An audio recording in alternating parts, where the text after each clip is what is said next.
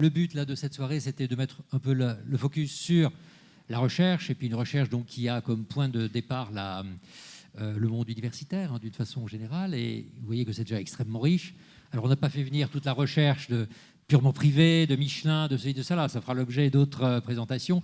Mais il y a déjà ici quand même une richesse qui est assez impressionnante et dont il me semble qu'il y a vraiment un intérêt à ce qu'elle soit connue, à ce qu'on l'utilise. Alors, on a Hélène qui est avec nous, là, Hélène Fantinuti qui représente Poulcara. On en parlera donc demain, puisque on parlera d'éducation. Et bien évidemment, Cara ne peut être que très attentif à ce qui se passe là, dans la mesure où effectivement un de ses rôles, c'est d'animer la filière qui est la filière mobilité. Voilà, je pense que l'idée était importante, hein, d'essayer de dire, on travaille ensemble, le facteur commun, c'est la mobilité, les mobilités.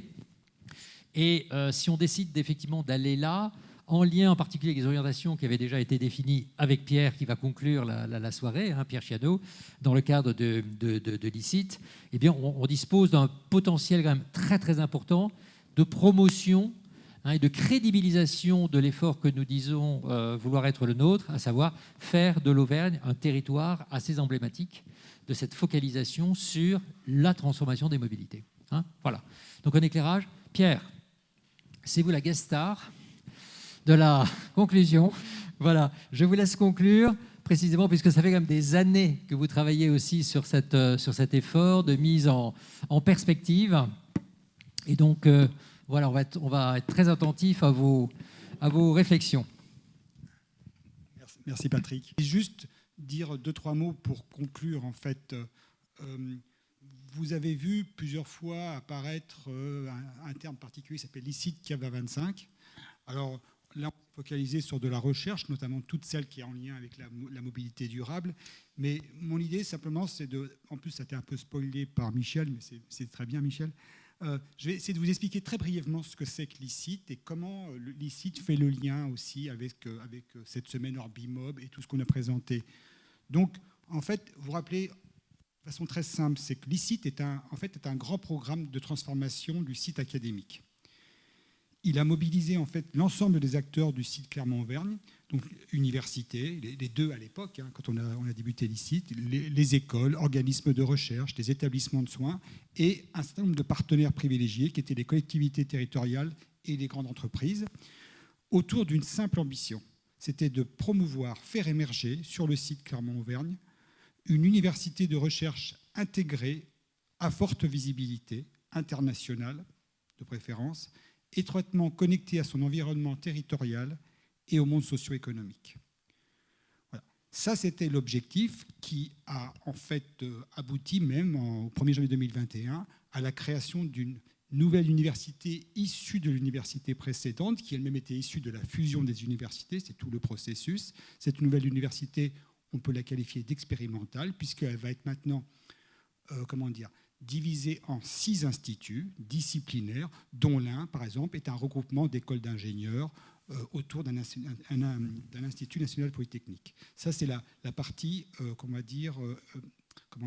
institutionnelle.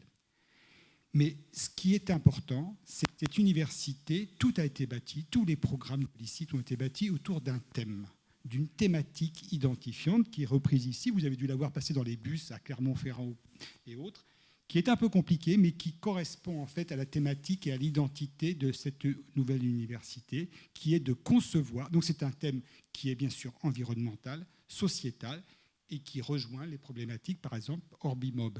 Ce thème, c'est concevoir des nouveaux modèles de vie et de production durable. Alors ce thème, de façon globale, a été décliné en 4 challenges scientifiques qui s'appuyaient sur les forces scientifiques et économiques du territoire. Alors, je vous les décline très simplement. Le premier, c'était nourrir et préserver.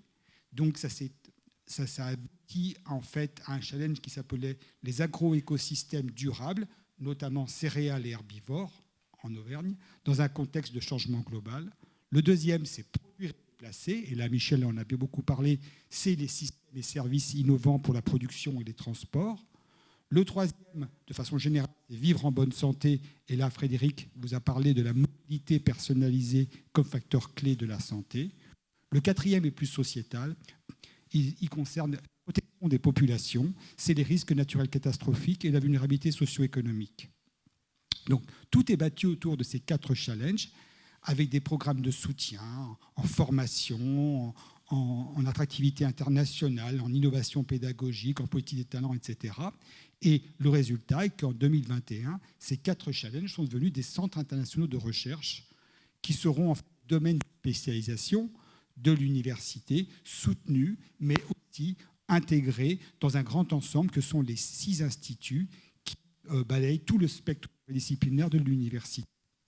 Donc vous voyez que cette université en fait répond à une ambition institutionnelle, bien sûr, une ambition scientifique majeure pour nous, c'est comme ça que nous voulons nous faire reconnaître, mais aussi une ambition de coopération publique-privée. Je vous ai dit, un dialogue spécifique avec le monde socio-économique. Et on a mis en place tout un ensemble de structures dédiées. Certaines ont été présentées, l'Agro-Technopole par exemple, mais ce sont des laboratoires partagés, Factolab, Cimatlab avec l'entreprise Michelin, des plateformes d'innovation et ce qu'on appelle des dispositifs partenariaux d'innovation ouverte, ce qu'on appelle nous des Living Labs, dans le domaine agricole, des City Labs, dans le domaine en lien avec les villes et les citoyens.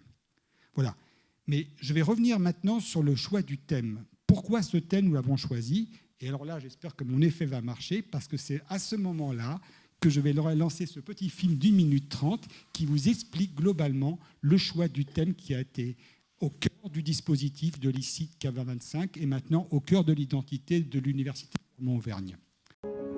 Dans un contexte de bouleversement mondial, nos modes de vie doivent s'adapter. Plus durables, plus résilients, plus respectueux des écosystèmes, ils doivent replacer l'humain à sa juste place, en harmonie avec son environnement naturel. De nouveaux modèles sont à inventer, construits autour de critères scientifiques, technologiques, économiques, mais aussi sociétaux et environnementaux. Bienvenue en Auvergne. Ici, nous construisons des modèles de vie et de production qui sont conformes à ces critères. Grâce à notre territoire à taille humaine qui favorise les échanges et la coopération, nous sommes un laboratoire de recherche et d'expérimentation idéal qui facilite les croisements nécessaires entre sciences fondamentales, sciences pour l'ingénieur, sciences de la santé, sciences humaines et sociales. Nos paysages et notre histoire nous ont offert de nombreux atouts. L'agriculture, avec la culture céréalière dans les plaines de la Limagne et l'élevage extensif de moyenne montagne. L'industrie, avec de grands groupes internationaux et de nombreux clusters de petites et moyennes entreprises très innovantes. La santé, héritage d'une longue tradition thermale, et l'environnement, grâce à une richesse géologique hors du commun que nous avons à cœur de préserver.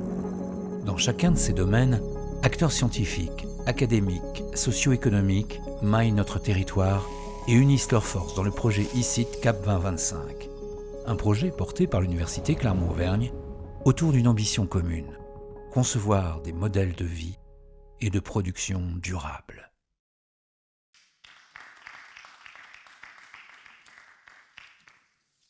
On est séduit. Voilà, rien d'autre à dire. Mais c'est vrai que je veux dire en toute simplicité, quand j'ai été amené à commencer à travailler un peu avec l'université, et puis que j'ai vu ce thème, construire des modes de vie de production durable, bon. Et puis finalement, on se dit, bah oui, c'est assez naturel, mais c'est un peu vaste et c'est pas très précis. Mais finalement, plus on creuse et plus on voit les développements du style auquel on s'intéresse en mobilité, en d'autres aspects, nourriture et ça, plus on se rend compte que c'est absolument fondamental et que si on est vraiment excellent là-dedans, on peut vraiment concourir avec les tout meilleurs. Donc je crois que c'est un excellent choix. Excellent choix. Voilà, ça paraissait important de bien montrer, parce que j'entends même parfois des gens qui disent « Ah oui, mais alors Orbimob, ici, on ne comprend pas très bien, c'est concurrent, c'est différent. » Mais non, c'est évidemment là-dedans que ça se passe. Hein, voilà, je crois qu'il vraiment, il ne doit y avoir aucune ambiguïté et on essaie tous les jours de dire à chaque instant, on l'a redit déjà 10 fois aujourd'hui, nous sommes au service de ce qui existe, de ce qui a été lancé par d'autres. Hein. Nous, on ne fait qu'avec notre méta-organisation, on se met simplement en posture de faire en sorte que, n'étant rien, alors c'est une différence avec CIM ou avec d'autres, parce que ces entités ont été créées, elles sont institutionnalisées, elles sont créées par l'État, etc. Nous, on n'est rien. Mais justement, on veut simplement mettre en activité ceux qui font. Voilà. Pierre, un grand merci, c'était très très bien.